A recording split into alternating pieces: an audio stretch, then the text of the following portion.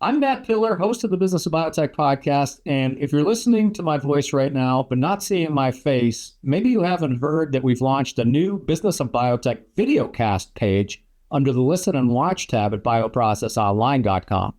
There, you'll find hundreds of videos of my interviews with biotech builders, categorized by topic like finance and capital markets, regulatory, discovery, and manufacturing. Don't try it if you listen while driving. But be sure to check it out when you get where you're going. Go to bioprocessonline.com, hit the Listen and Watch tab, and choose Business of Biotech in the dropdown. Some of the best conversations to be had are with biotech execs who, in a life previous to developing therapeutics, were practicing physicians. Having exercised patient care from the bedside, their worldview is often a little more empathetic, and they often draw brighter lines between the drug development work done in industry and the patient needs their companies seek to address. I'm Matt Pillar. This is the Business of Biotech, and my guest on today's show is unique in that he never fully turned the corner when he entered the biotech leadership ranks.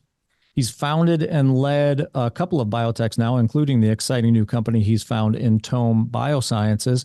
He even held a leadership post at AstraZeneca for a while, but he's also still a practicing physician at Brigham and Women's Hospital. On today's episode of the Business of Biotech, Dr. Rahul Kakkar, President and CEO at Tome Biosciences, joins us to talk about his worldview as a physician/biotech exec, how that perspective informs his affinities and his approaches to different modalities, the gene therapy tipping point, and a whole lot more. Dr. Kakkar, I'm thrilled to have you on the show, and welcome. Matt, pleasure's mine. It's Rahul, please. All right, there you go. We'll go with that from here on out. And here's where I want to start. I want to start with story time, Rahul. That's where I want to start because there's a story, I'm sure, in the transition from your undergrad to life sciences, because you earned your BA at Tufts in art and architectural history. And then at some point, and this is the story I want to hear, you decided you're going to stick around for an MD. You know, I don't see that every day. So tell us what was going on there. I was laughing as I saw the question you were going to ask. I was like, you really had to dig deep in the internet to find that one, given how long I've been around. I have been. I guess there's two answers to that. One, I've been a bit of a black sheep everywhere I've gone in my professional career, and my pivots in my career, whether it was coming out of undergrad. Or even moving from academia into industry, has been a series of, I guess, to be kind, you could call it epiphanies, more like panic attacks were probably a more accurate way of saying it. But I fell in love with art and architectural history over the course of my undergrad. I actually fell in love with it in high school, to be honest. I remember I was the only one sitting in the basement of the converted church taking the architectural history AP class exam in high school. That was an option for you in high school? It was. Wow. I was the only one sitting in that basement taking the exam. That's really cool. I loved looking at the human experience from the perspective of the things we've built and the things we've made. I think they tell a much more vibrant and interesting story of who we are, rather than the way history is usually taught. And so that probably because I couldn't stay awake in history class, that's kind of how I chose to really understand, questions that all of us think about at some point in our lives, which is, where have we been and where are we going?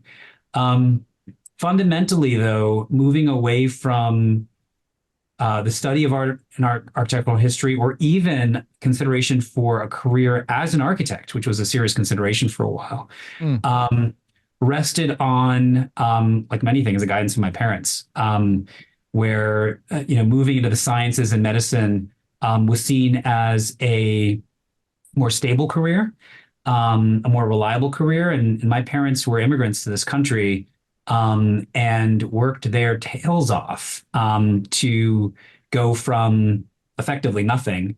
My father's family was one of those families that had to move from what is now Pakistan into India when the British cut the country.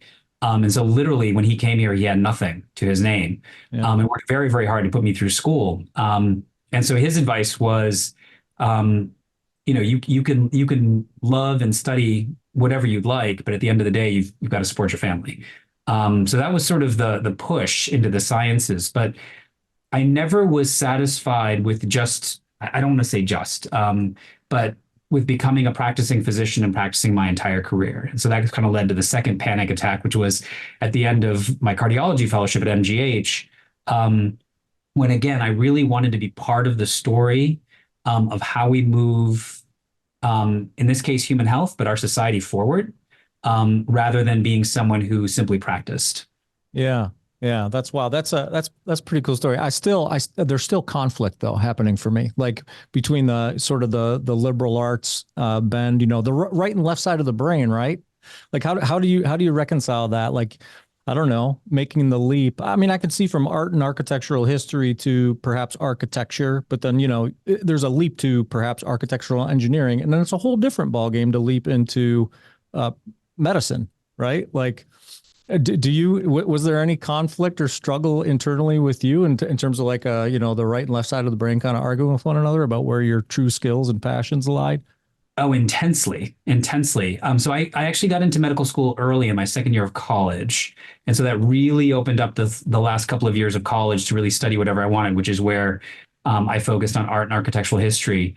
And I actually took a year off because I seriously considered moving away from the sciences because I was already accepted to Tufts Medical School. I was now, graduating with a major in art and architectural history or art history with a focus in architecture. And that struggle that you allude to astutely was front and center when I decided I'm not really sure I want to go to med school at the end of the day. So my father's company, which was in Lynn, Massachusetts, a steel manufacturing company, needed a draftsman. And so I went and worked in the family business for a year. Really? The Logan Airport Terminal A light fixtures are what I worked on. Kind of drafting those out for lifting the plans from the architect's plans and then detailing them out so our shop could actually make the curved steel to go into the soffits. And after that year of essentially working in boots on the ground, right, in a steel manufacturing company, going out to the site to Logan Airport, seeing these things, fabricated in the plant and then installed. I don't know what it is, but it's almost like I got it out of my system. At the end of that year came along and I said, you know what, I've got this acceptance at medical school. And I think I'll regret it if I don't give it a shot. And I went matriculated and was happier than I've ever been. And I don't think I would have really put heart and soul into medical school had I not had that experience. And today, gap years are common for people going into medicine. It wasn't at the time. Back in the 1800s when I went to med school. No, don't say that. I think you and I are roughly the same age, so let's not go there. But I think they're incredibly important because I think it's very hard to relate to patients who are in many cases decades older than you are when you're a med student or an early resident, unless you've gone out there and actually experienced some part of the world. Some of my classmates who I respected the most had traveled the world for a year in their gap years. And like I said, at the time, that was not the norm. So I think particularly if there is in medicine, it's in many ways a humanity in and of itself. And I think to really do patients justice, you have to have some real world experience yourself. And I think getting that early on is incredibly important. And I actually applaud the move to more people taking gap years before they head into the rigors of medical school and residency. Yeah. Yeah. You mentioned the patient exposure early on. And more often than not, when I talk with a physician turned founder or physician turned, biotech builder, the physician part is planted firmly in the past. You continue to practice And you just mentioned that you couldn't see yourself practicing, being a practicing physician for the duration of your career. Yet you continue to do that even as you build biotech businesses. Why? Why do you choose to continue to practice right now? I have such incredible respect for physicians who practice full time. It's become an incredibly difficult industry. Over the course of my career of practicing from 2011, when I graduated from my fellowship, to now, even, it's only become more fractured. The number of individuals going into medicine and practicing has decreased over time. And the pressures that physicians face day in and day out, battling not just human disease, but battling a system that doesn't serve them or their patients, takes an incredible amount of patience and dedication. And so my hat's off to them. I'm not good enough to weather those kinds of daily slings and arrows that my PCP does, for instance. When I left Mass General, I finished my fellowship and went to AstraZeneca. The dirty little secret is I actually left MGH without a plan. I had been doing some consulting / intern work for Brian Roberts at Venrock, really opened to my eyes to the ecosystem of venture investment in biotech. This was about the last 6 months or so of my cardiology fellowship. So it would have been end of 2010, into 2011, first half of 2011, and fell in love with the translation of science to useful tools, diagnostics, and medicines. And Brian offered me to come join him in California, which was for me a dream come true. But my wife at the time said, we're both in medicine. We're planning to have children. All our parents are out here, and you want to go where? California? Yeah. I don't think so. Which was wise, because it would have been very hard to raise a family being so far away from the infrastructure as it was of grandparents. And I grew up without grandparents since they were all in India. So I definitely wanted my kids to have their grandparents around. But I left, saying no to MGH. And hats off to Brian Roberts for continuing to be a mentor and a friend after I told him no all those years ago, which was one of the hardest professional decisions I've ever had to make in my life. And I at that point I continued to practice because I had, I think, 2011. 2011, we were starting a family and I didn't have a stable job. And even when Don Frail at AstraZeneca rescued me from kind of wandering a Waltham looking for a job, and Cambridge, I still didn't know what was going to happen in biotech, and needed to provide for my family. So at first it was really necessity. And I will say I was working at the Winchester Hospital, which is a small community hospital, town I grew up in, actually, Winchester, Mass, pulling intensive care unit shifts overnight, and then heading into AstraZeneca during the day to do drug development. And it's the kind of thing you can do when you're in your early 30s because you don't need a lot of sleep. It is definitely not something I can do now. But at first it was a necessity. But over those first several years, I just found that there was a thrill of being up all night, a patient in septic shock, throwing in a line, doing the right things to pull them through the night and give them a chance at the light of day to overcome their infection or their cardiogenic shock or whatever they were going through. I said to myself at the time, when I hit 40, my biotech career was doing okay. I'll stop practicing. And then I hit 40 and I realized I couldn't give it up. And now I'm coming up near 50. I'm not sure I'll ever stop. Even though I haven't been in strict cardiovascular drug development since my first company, since Corvidia, although there are some cardiovascular programs that we're thinking about here at Tome. In fact, I just came out of a meeting where we're discussing one of our first potential cardiovascular targets, which makes me incredibly excited. There is a cross-fertilization of going into the hospital 1 week a quarter, which is about what I do, helping patients and their families understand the risk-benefit of whatever procedure, surgery, even just medicine that is medically indicated. And then coming back to Tome and really thinking about the programs we're pursuing, not from will they work, in a mouse, in a monkey, in a what have you. But ultimately, if I were to try to prescribe this drug to a patient of mine, what's the conversation I would have? What's the risk benefit? Could I hand on heart and ethically make that argument to my patient, whether they are my patient, my family member, what have you? So it's grounding. It's incredibly grounding. And it's exhausting, but I can't imagine stopping. Yeah. Yeah. I mean, I guess that's the assumed sort of physician, biotech leader connection, right?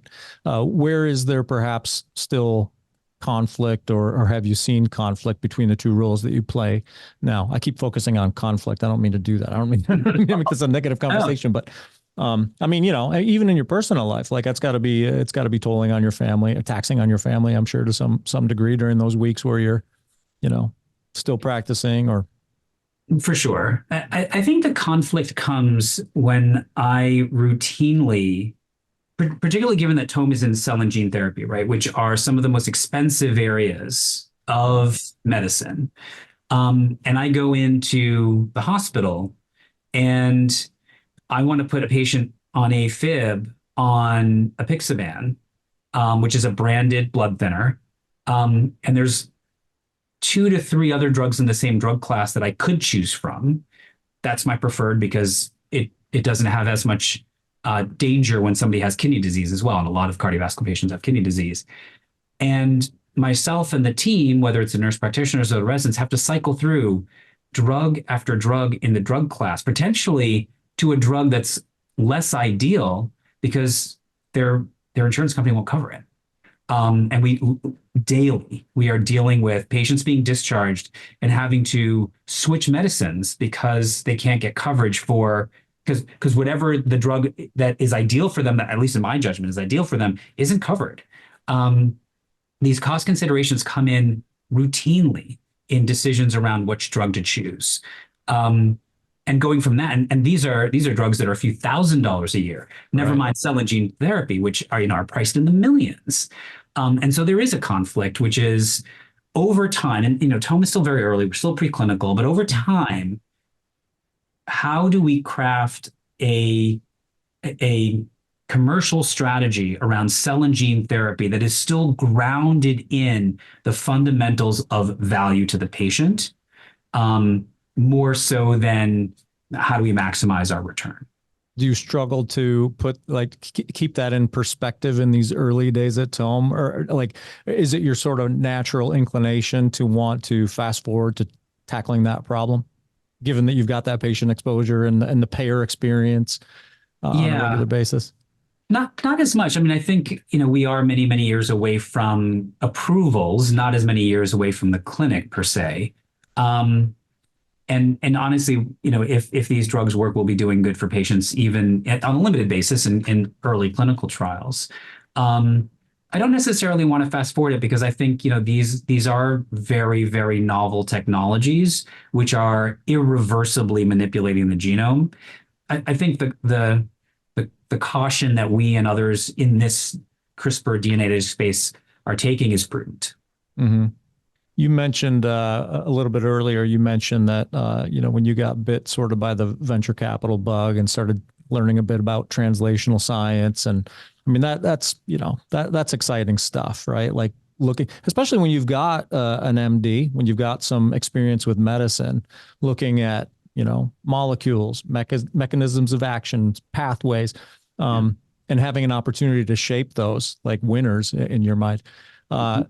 Had you had, prior to that exposure, had you had any translational experience, perhaps in academia? Like, had you worked in any labs? Did you kind of have a sense of what that was all about when you were exposed to it in industry?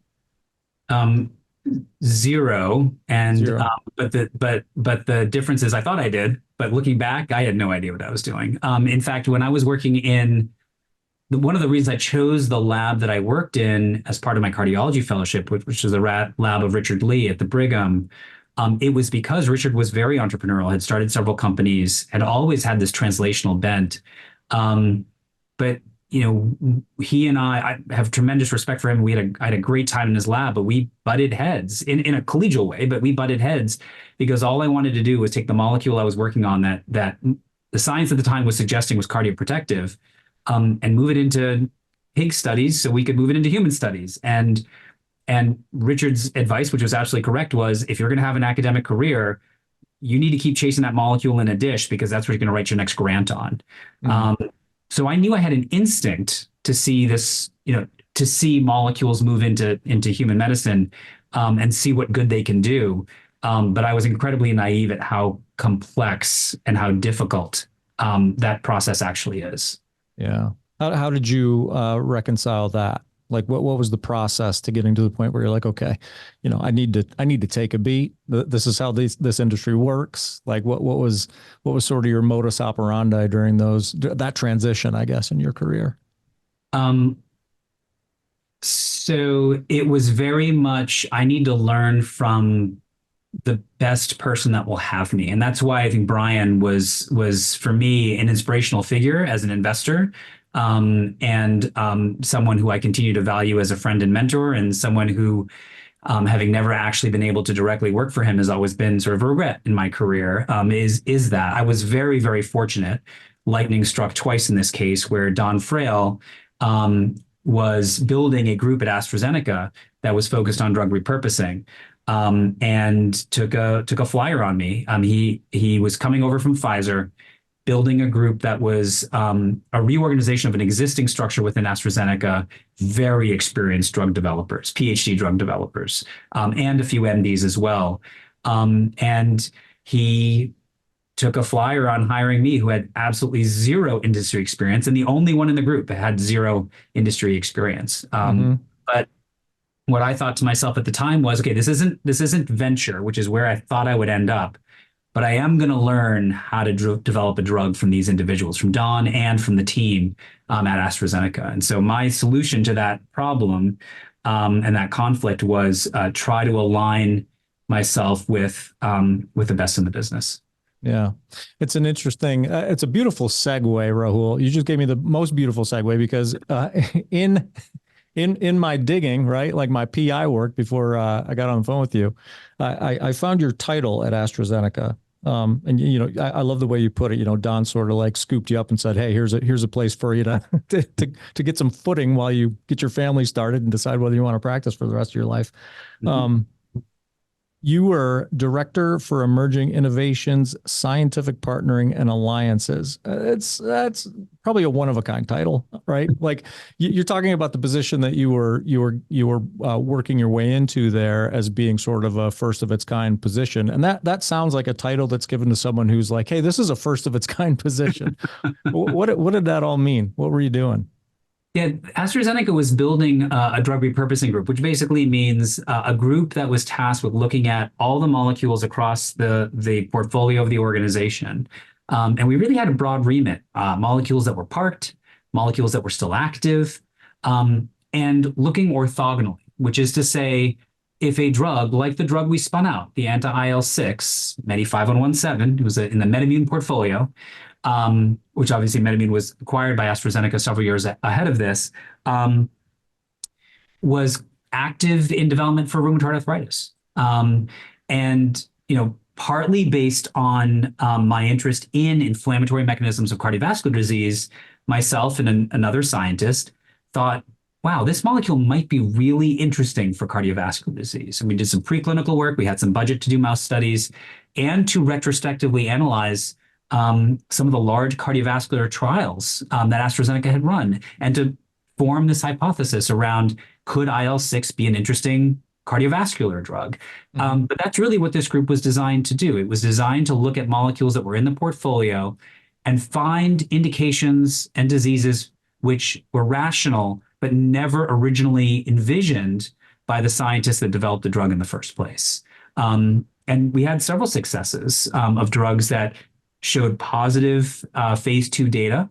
I think the flaw in the ointment, or the fly in the ointment, the flaw in the model was, if we hit a positive endpoint, positive trial, whether it was a preclinical study or a clinical study, what do we do with it? AstraZeneca wasn't committed to then advancing that drug forward just because it was positive. And so I think it was a group that continues in a different form today, but I think I was there during some of the most creative and exuberant time for that group when we had fresh budget, fresh ideas. But I think the flaw in the model was when our positives hit, the organization didn't know what to do with it. And that was sort of why Corvidia started, because the IL-6 program had a lot of good scientific evidence for it, but the cardiovascular group at AstraZeneca, it was completely off the strategy for them. So we had to spin it out to move it forward. There's plenty of ideas that just unfortunately didn't go anywhere because they couldn't be spun out and they couldn't be spun in. Yeah, and it's a greater problem than just the problem it was at AstraZeneca. Are you familiar with David Feigenbaum at Evercure? Absolutely. I mean, Absolutely. it's a fascinating concept. I mean, here's a guy who had a rare disease that he functionally cured himself in an N of 1 trial by trying different things out, and now it's his life's mission to repurpose drugs, to get a head start. But I imagine that in more organizations than AstraZeneca, that sort of functional hurdle would be the big hurdle to chase. Like, who wants to take this? Like, we think we've got something, we're not equipped, or we can't facilitate its development. Who wants it, right? Yeah, no, you're absolutely, Matt, right. It is an industry-wide problem, and it has been an industry-wide problem for over a decade. And there are success stories, to be clear, but those are the exception, not the rule. Yeah, yeah. This is another nice segue to the next set of questions I wanted to ask you about, because you mentioned that sort of got Corvidia off the ground. You went on to found Corvidia. Yeah, I was founder and chief medical officer. Yep. And we can talk about that for a little bit, but from Corvidia, you went on to that was acquired by Novo Nordisk, correct? So we were at Pandion before that, before Corvidia? No, or was it the other way around?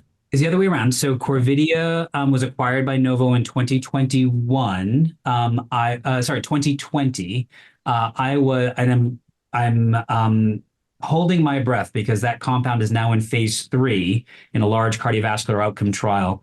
And so we'll know in a couple of years whether that first foray, that first hypothesis, generated between myself and another scientist at AstraZeneca who founded Corvidia with me, actually will do patients any good. A hypothesis was hatched in 2012, and by 2026, maybe 2027, we should know if it actually bears fruit. But my hat's off to Novo for really seeing and believing our data and the promise of the drug.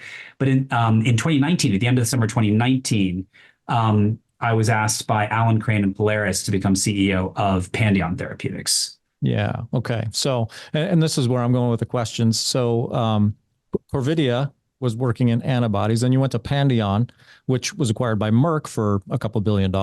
They were an immune modulator company, and I'm interested in that story as well. But then the big question is, you went from there to Tome, which is cell and gene therapy. So now, like, you're checking off, you're checking off boxes in terms of modality, right?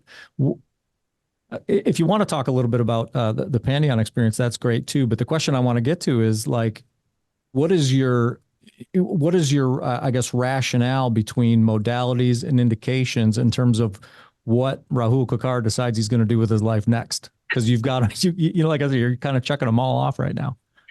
Yeah, no, you're absolutely right. So Corvidia was a biologics company. Pandion was a immune modulatory biologics company working in autoimmune disease, whereas obviously Corvidia was a biologics company working in cardiovascular disease. So a big shift in therapeutic area. But I think the theme here has been Corvidia was really a single asset company. Yes, there were a couple of other things we were working on, but functionally the lion's share of the capital and why the company was acquired was the lead asset. I did try to make Corvidia a platform company. We had done some interesting work using human genetics to validate IL-6 as a target in cardiovascular disease. And we recognized that the way we did that validation was by triangulating the function of different genes. It wasn't a simple, like, nature has mutated this gene and that tells us it's really important in this disease. It was actually the triangulation of a pathway involving multiple different genes that led us to believe that IL-6 was going to be important in cardiovascular disease.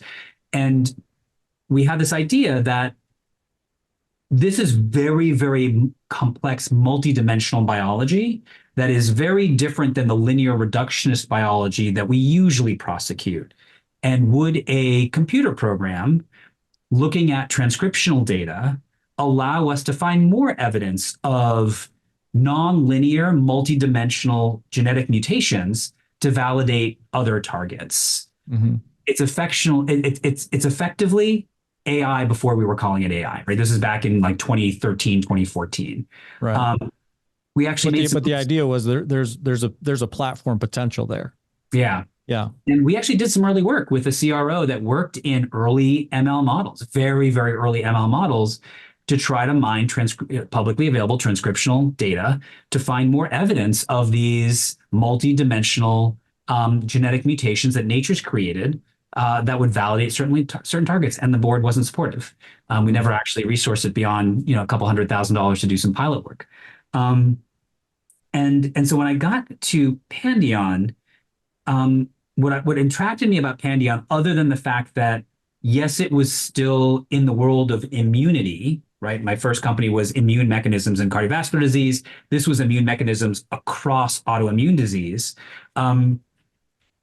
I think a couple of things were attractive. One, fascinated by inflammation and immune mechanisms. Two, I got to work with one of the world's best drug developers, Joe Viney, a far better scientist than I am, which allowed me to really focus on the business side of the business, because I was never going to be a credible scientist in her shadow by any means.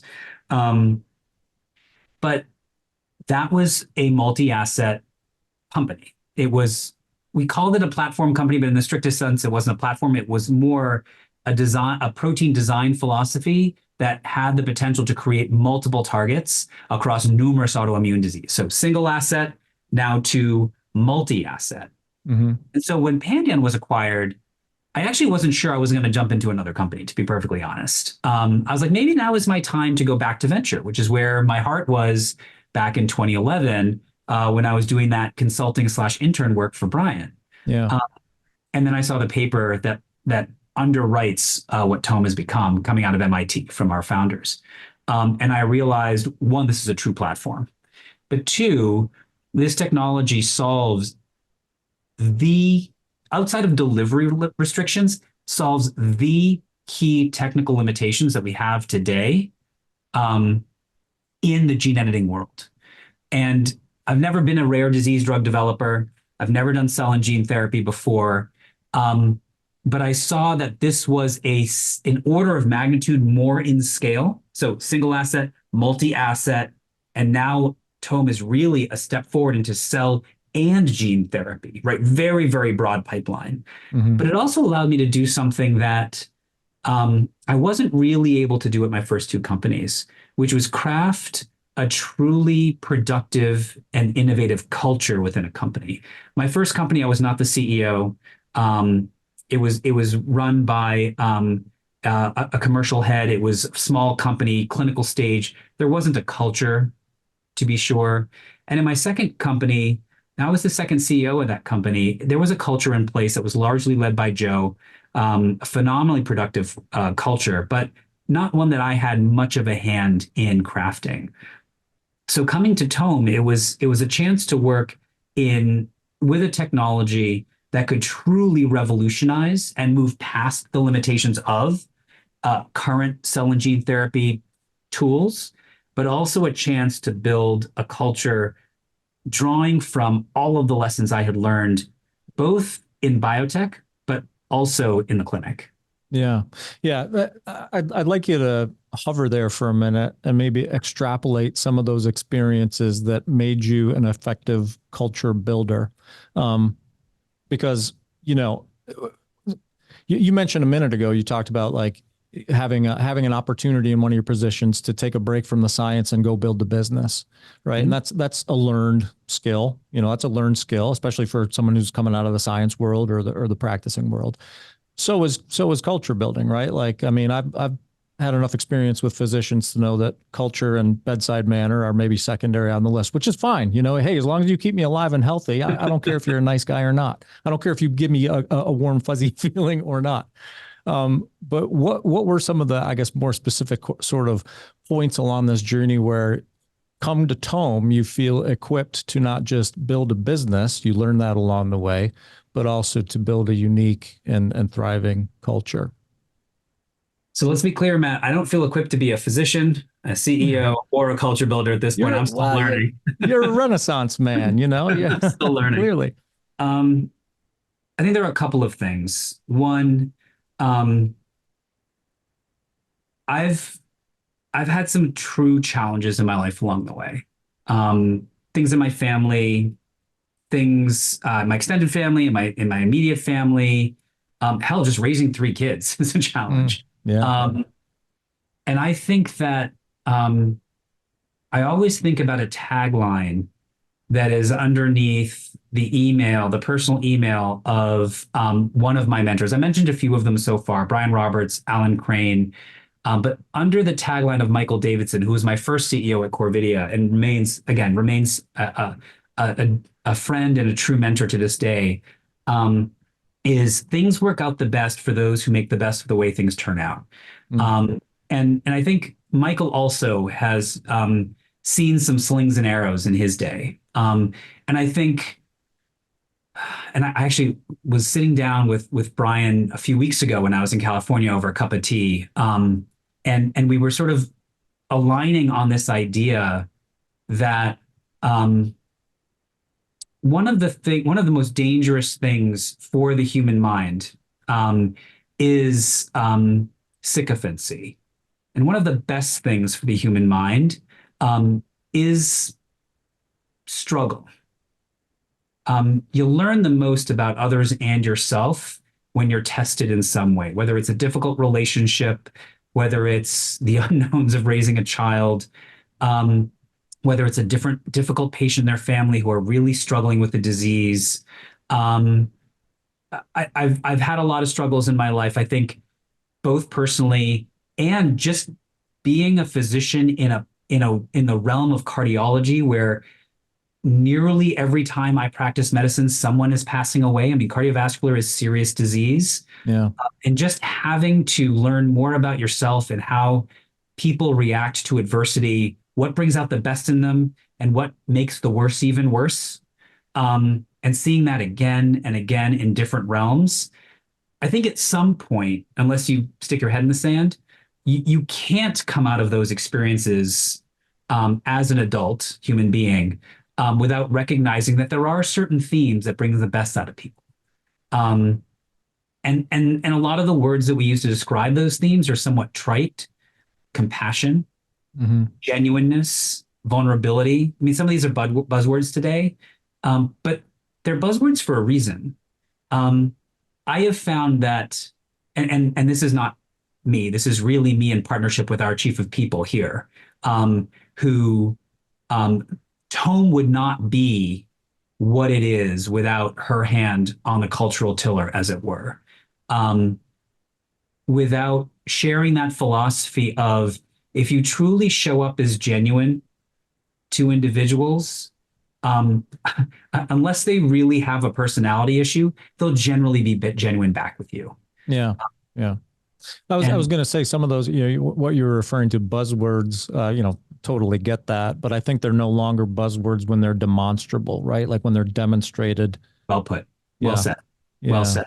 And people come to Tome for that reason. Every month I sit down with all of our new hires from the previous month or so, and just ask them why they're here. Where are they coming from? What do they hear about Tome before they got here? And then for the weeks that they've been here, have we lived up to that expectation? And really, since our second year in existence, and we're now in our third.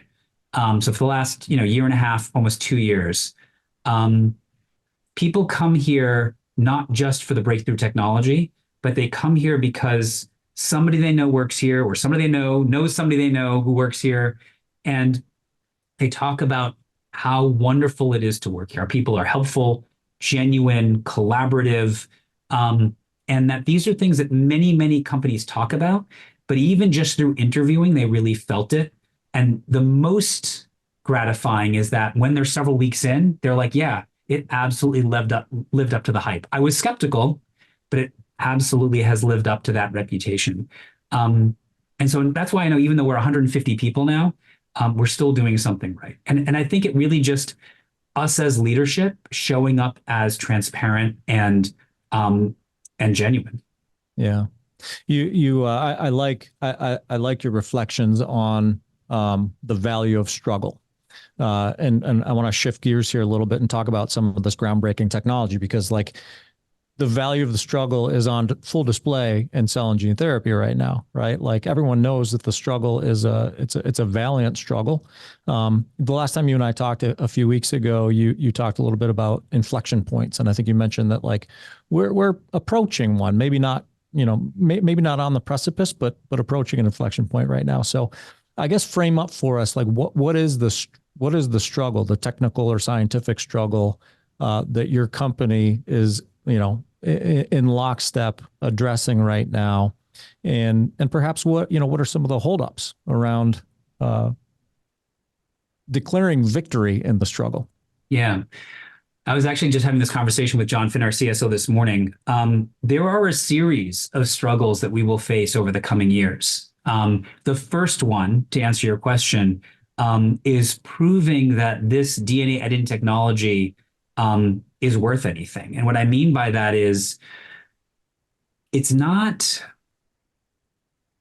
novel technology, with all due respect to academic scientists, is not important. It really isn't, unless it underlies and underwrites a drug that will help a patient in a way that they cannot be helped with any existing technology.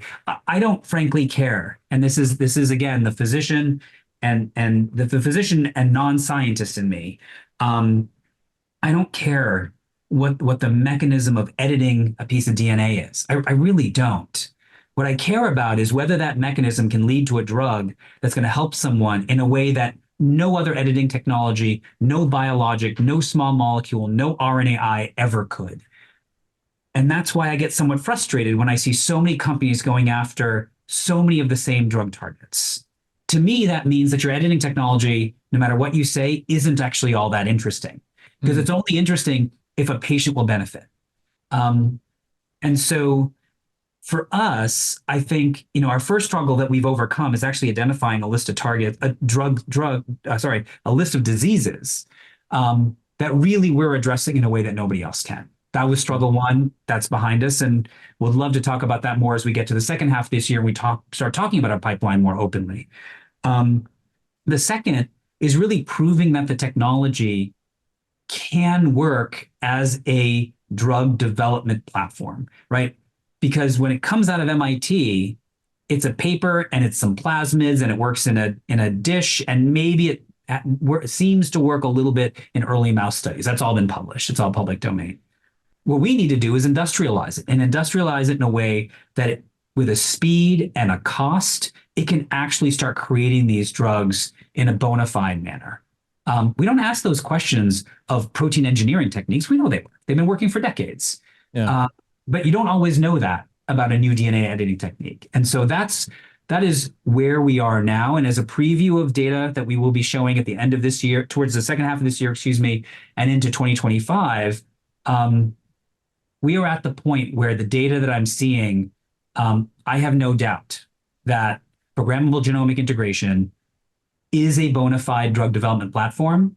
And frankly, as I see what we're achieving in the preclinical world, it's hard for me not to look at other DNA editing technologies as somewhat obsolete at this point. And I'm incredibly excited for where we're going.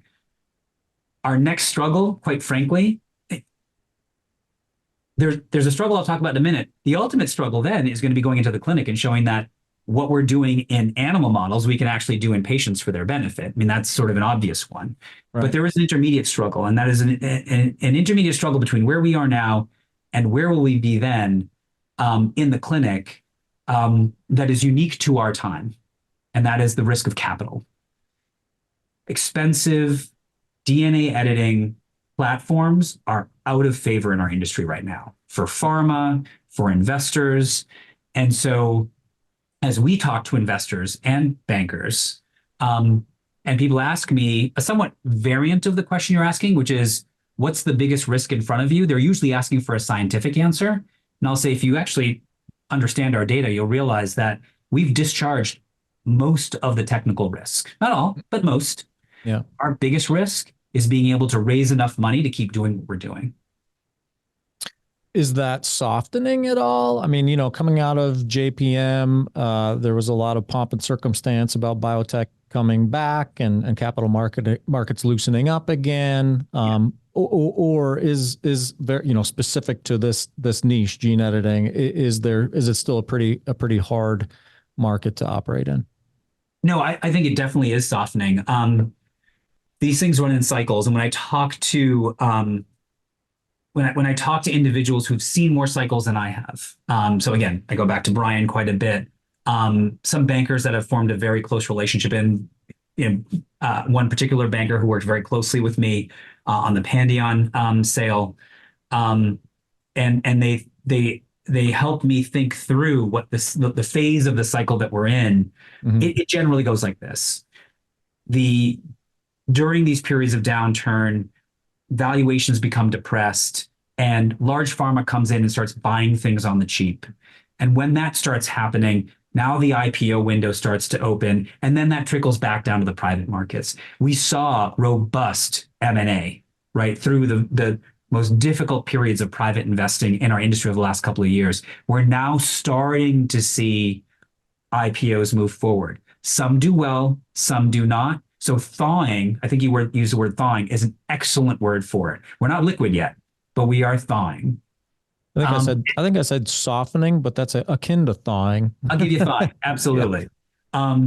But I think it's thawing in two ways. It's thawing for clinical stage assets, which is where most of the M&A has been, frankly, and it's taking the really more visionary investors, the really forward-looking investors, to say, okay, I know I'm going to pull a Wayne Gretzky. I know where the puck is going. Mm-hmm. If everyone's focused on clinical stage, the next exuberance is going to be in preclinical. So I'm going to start investing there now. And so when we talk to investors, the interest we're getting are really from the more visionary investors and not the momentum investors who are still focused on clinical stage. So it's thawing, it's softening. It's going to take another several quarters for us to get to a place where there's true liquidity in not the capital sense, but liquidity in the investing markets, particularly the private investing markets. Yeah. Yeah. From your purview as the leader at Tome, when you're looking at investment opportunities and entertaining an investor interest in your company, mm-hmm. How important is it for you to be discerning, right? Like, I've had several conversations with biotech execs who, we talk and finance folks, people who are in the investment community who talked about how the fact that we were, as an industry biotech was overcapitalized leading up to this crash, right? Like there was just too much money going into the wrong hands, going into the wrong programs. And unfortunately, a byproduct of that is some good programs getting, put on the back burner, shelved, going by the wayside. Absolutely. But as you sort of course correct away from that, in your corner of the world as leader of Tome, how important is it for you to be discerning about, like you mentioned, like, do I see differences in the momentum investors, and are they going to be a better bet for us long term than, perhaps the retail investors, for lack of a better term, that got us into a bunch of trouble a mm-hmm. few years back? I completely agree with the sentiment that we were overcapitalized when interest rates were effectively zero. And there was a lot of there was investment that wasn't based on fundamental principles that was being done kind of in our jammies over Zoom. Mm. Completely agree. And we're working through the ramifications of that overinvestment, to be sure. When I think about a company like Tome, however, we have very high capital requirements. We've actually recently done an analysis looking at our timeline to various inflection points that we were talking about before, the number of people it's taken us to get to each of those points, and the amount of capital burnt to get there. Mm-hmm. We are the most efficient CRISPR-based company in history in terms of amount of capital it's taken us to get to certain inflection points in the preclinical world and the number of people it's taken us to get there. So we are doing our diligence of building a a DNA editing company for this age and not the over exuberant age of a few years ago. Yeah. That being said, it's still an expensive business to run, and we will need investors of different backgrounds. We will need I was just having this conversation with an investor yesterday. We are going to need a diversified shareholder base to drive this forward. Traditional blue chip venture capitalists, crossover investors, sovereign wealth, and even retail at the right time. And so this idea of your constructing your capitalization table with the right mix and the right diversified mix of investors who can invest over time is an art, but there's definitely an art to your capitalization table moving from certain phenotype of investor to certain phenotype of investor over time until eventually you're publicly traded. And so this is just something that we think about as we released we came out of stealth earlier this year. We released how much money we raised off of our A and our B round. And as we think about our next round, as a startup biotech, you're always thinking about your next round. Mm-hmm. We do think, and I think a lot about what's the right makeup for this stage of the cap table on our path towards eventually one day becoming public. Yeah. You talked about quite a bit earlier in the conversation. You talked about, a point in your career where you thought perhaps you wanted to go back to the venture capital. Do you feel like the role that you're in now, like operating with such intentionality around your capitalization structure moving forward, does it scratch a bit of that itch for you just personally? Like, do you feel like you're from some perspective still in the game? What scratches that itch actually is my work with Polaris. So as an entrepreneur partner at Polaris, where I've been able to work actually with some of my existing investors on new companies as well. Not just helping the other partners at Polaris when they feel I can help them with evaluating a potential investment, but even working on one new company myself, where I'm a stealth company where I'm now on the board, and I am on the board of another company, Atralis, which is a company I've been on the board on for some period of time now, as an independent, well before my Polaris days, and so I scratched that itch through my board work, and particularly through my work through Polaris. I've found that the individuals at Polaris are exceptional human beings, really have their heart in the right place, share the same values that I do when it comes to, building companies for the right reasons with the right philosophies. But it is a different viewpoint. It's a viewpoint of an investor, and so I do feel like that's incredibly valuable. I actually really appreciate that they let me work alongside them. Yeah. Very cool.